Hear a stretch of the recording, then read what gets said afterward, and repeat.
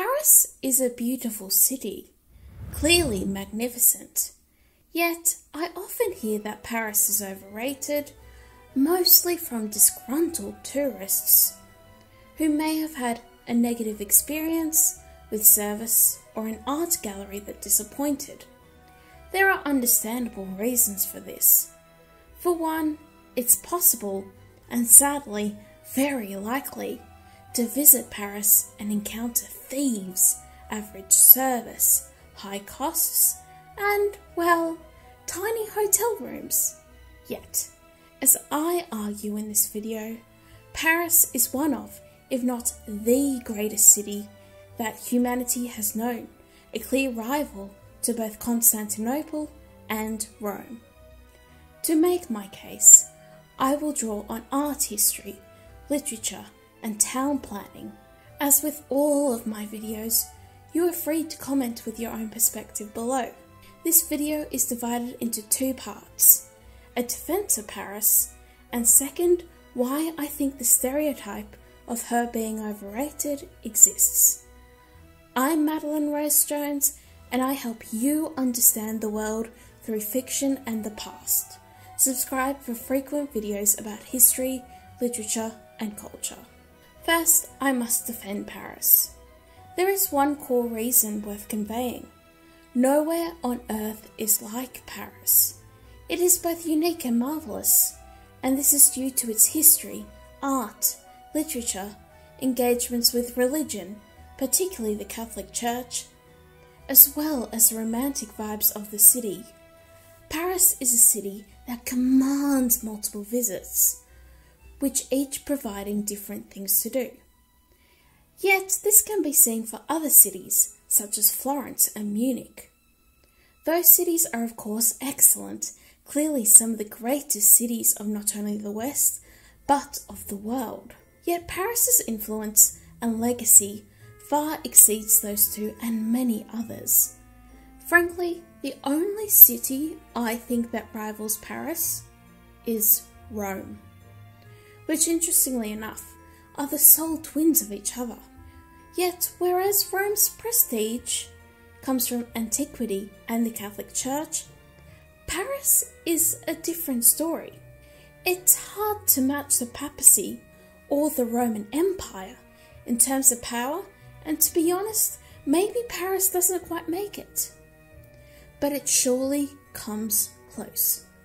Key institutions and individuals defining Paris include the French monarchy, the University of Paris, the current French Republic government, Napoleon, Victor Hugo, and Charlemagne. These figures and groups have shaped our perceptions on art, politics, Christianity, and war. Art, of course, is self-explanatory. Paris brims with art, from the streets to the museums. I can see why many artists today like to visit or study there. In Paris, you can discover famous bookstores such as the English language Shakespeare and Company, or visit the Opera Palace. Paris has a daunting, powerful presence in cinema, having featured in many American and British blockbusters, but also in Francophone media.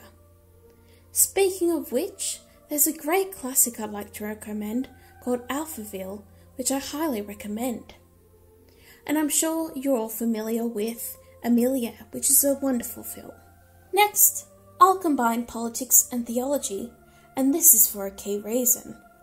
Paris was home to one of the most famous medieval institutions, the University of Paris.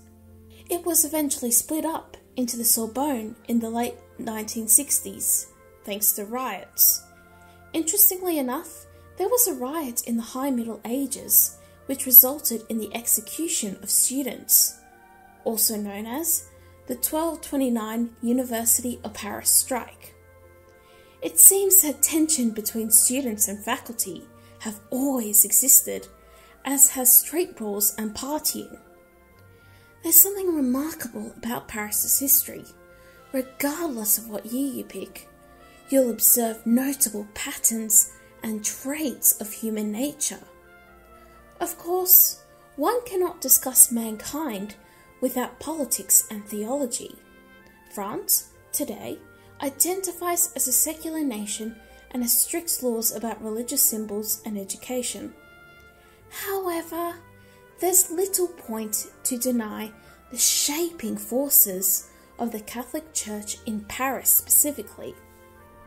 From the cathedrals, to the theologians at the university, to the hospital chaplains during the World Wars, and of course, the massacres during the French Wars of Revolution, it is impossible, and not even desirable, to separate Paris from Catholicism. This goes both ways.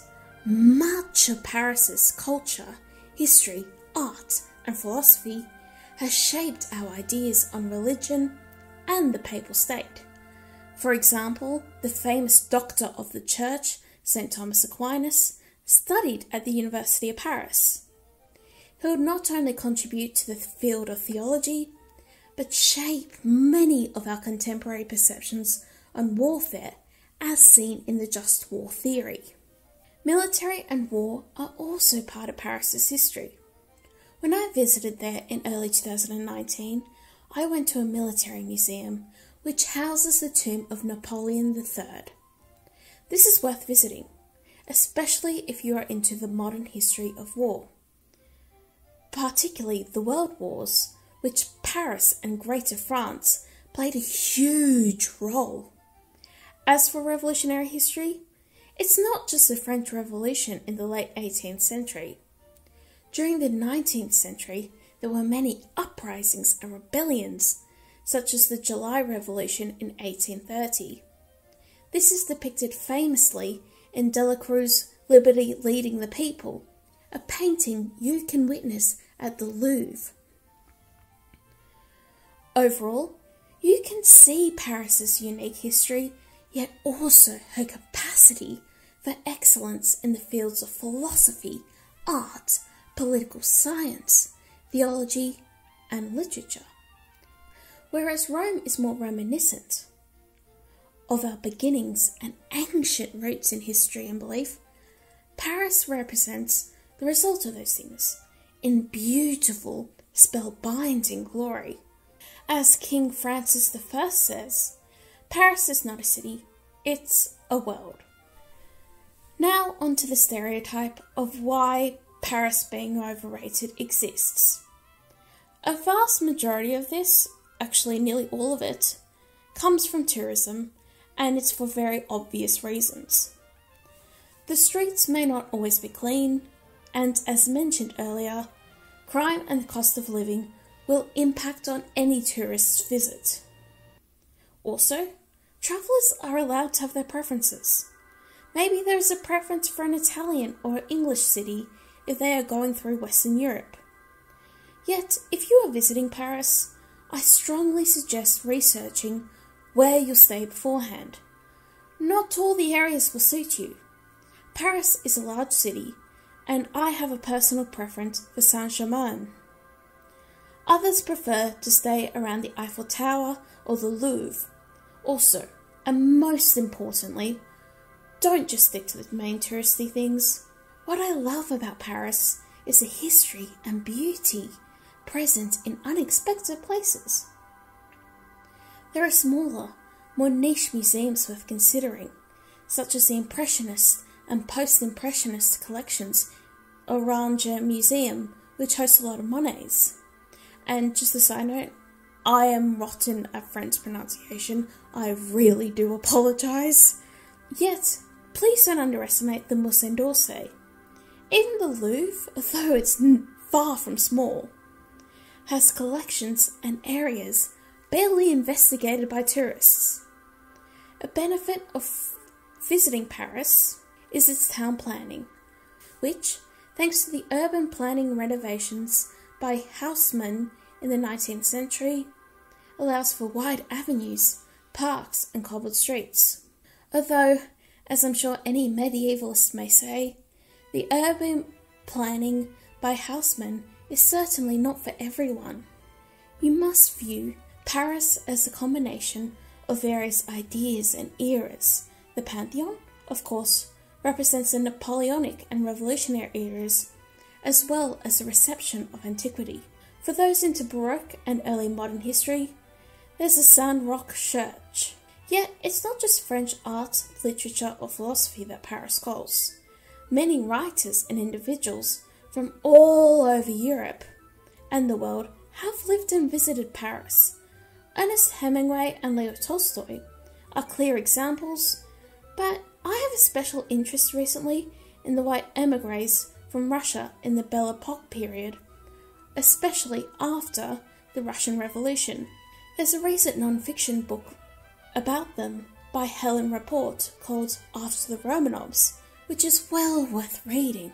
If you are into religious history, especially of the Catholic Church like I am, Paris is crucial. The Gothic cathedrals and churches are obvious mentions. The Notre Dame de Paris, although undergoing rebuilding, are also worth seeing, as is Saint Denis, yet that's a bit out of the way. However, Paris's Catholic churches represent so many different eras of Western art history, from the neoclassical Les Madeleine to the Neo-Byzantium Sacré-Cœur. Paris is incredible.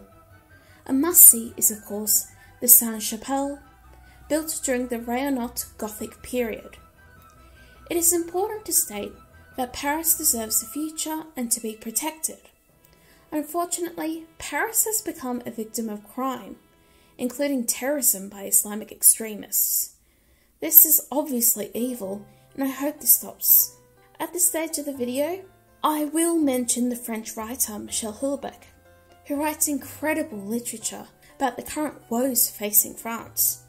Submission and Serotonin are well worth reading. Regardless, I love Paris, from the beautiful churches to the wonderful museums to the people who've lived there and still do.